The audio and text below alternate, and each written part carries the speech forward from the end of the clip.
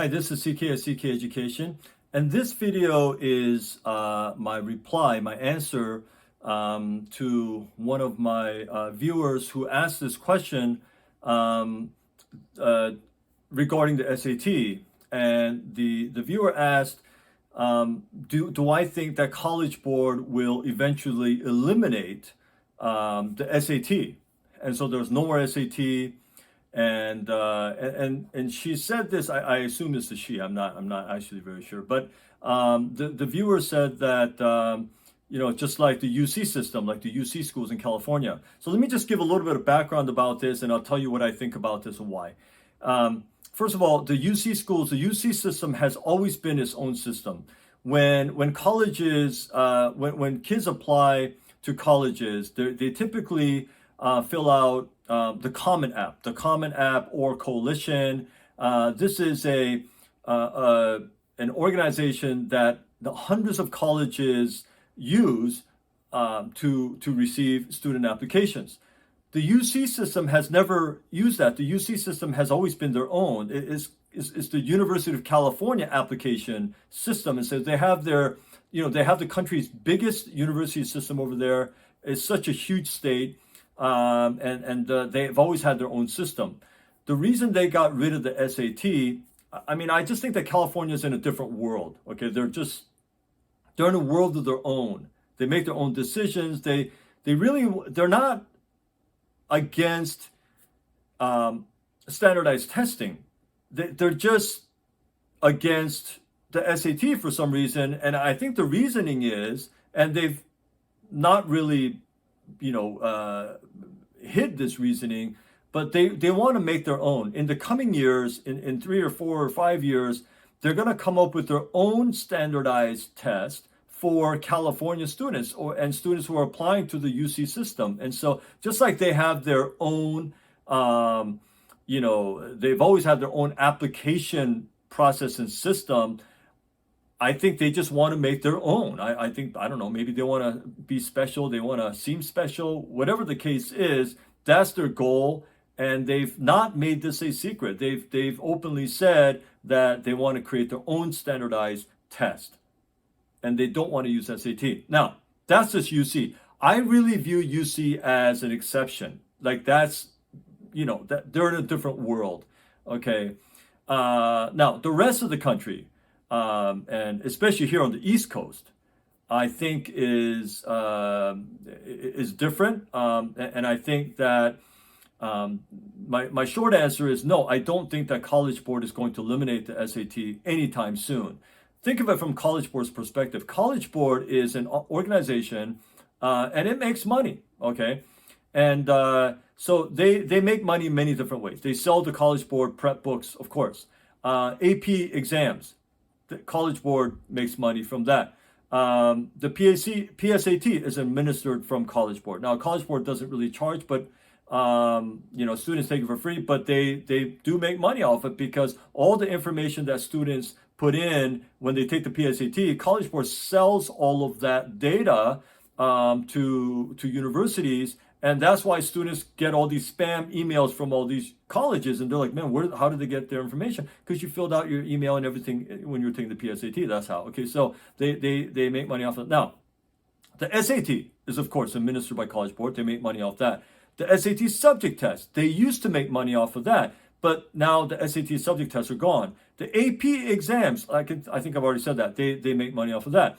And CSS profile is another lesser known thing that College Board makes money off of. The CSS profile is a financial aid form, a very detailed and long form that many private schools use, and this is a College Board form. And so College Board has a multitude of sources for income, but they just got rid of the subject tests, and I think that's a big that's a big reduction in their revenue. And so now I don't know what percent of their revenue or anything like that, but I don't imagine SAT is their biggest thing. SAT is their bread and butter. SAT is like, this is where they make the money. So I don't foresee that going away anytime soon.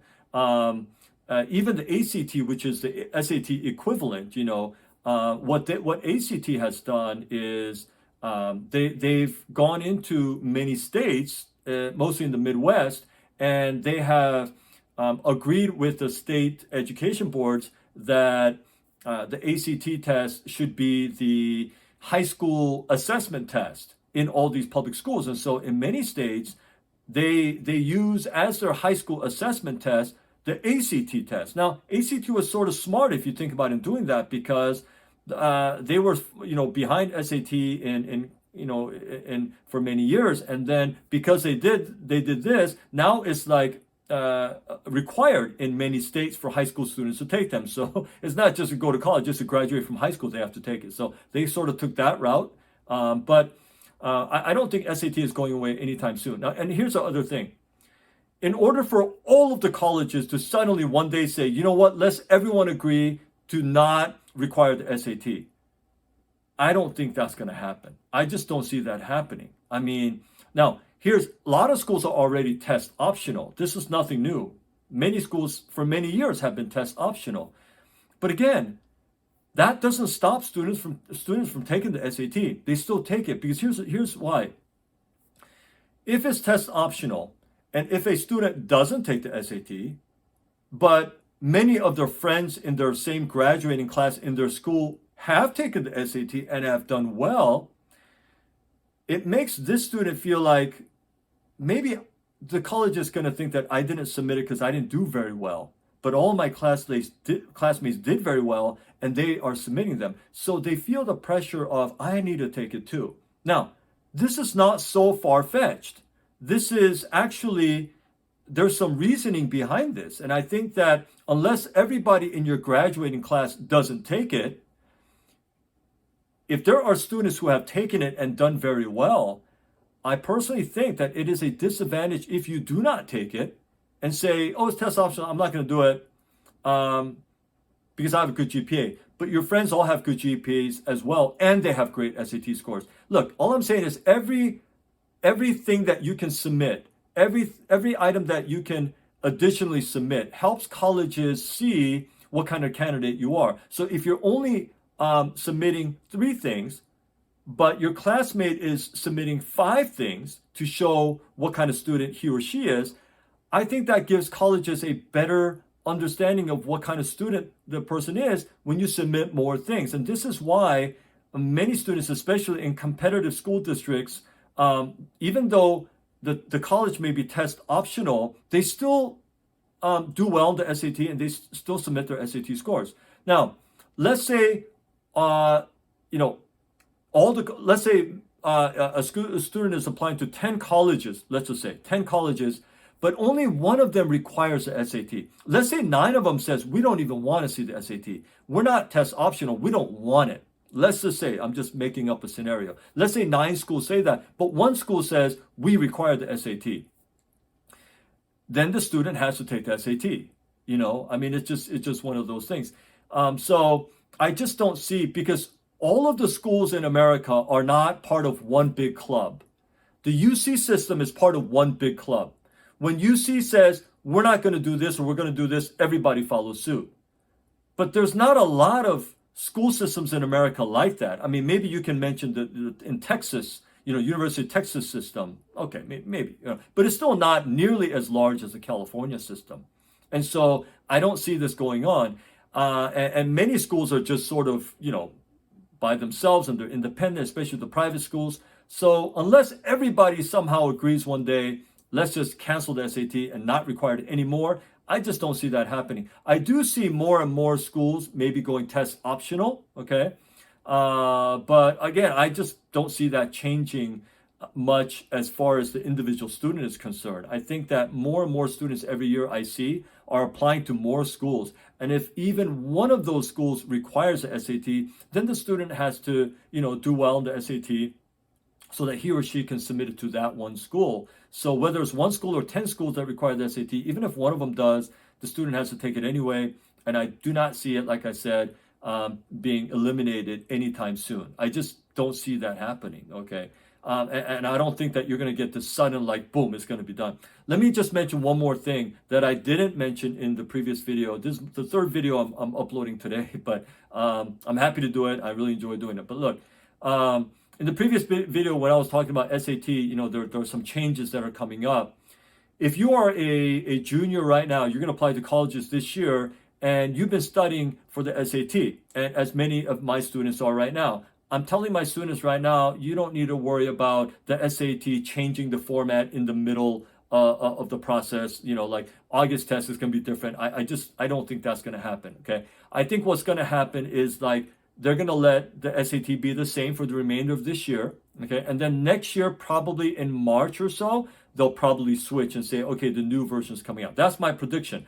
And the reason I'm predicting that is I don't think College Board knows what they're doing. They're not going to change the format of the SAT all of a sudden in midstream. I hope they don't. And the last time they changed the SAT, it was also March of 2016. So they let the students of, in 2015 who were studying for the SAT finish the same format. And then they gave plenty of notice because there are many, these prep book companies like Barron's and McGraw-Hill and Kaplan and Sylvan and not Sylvan, not a book, but like Princeton Review and College Board and Gruber's and Peterson's and Spartanos. All these book they need some time to change their curriculum and change their formats as well.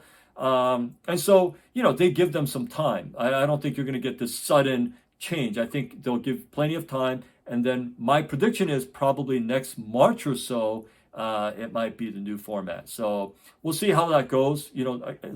Like I said, that's my guess, but we'll see.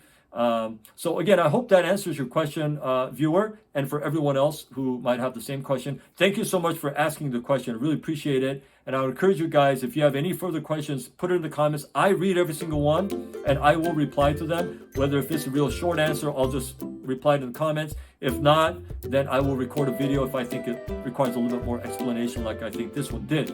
So anyway, thank you for your question, and I hope that's helpful.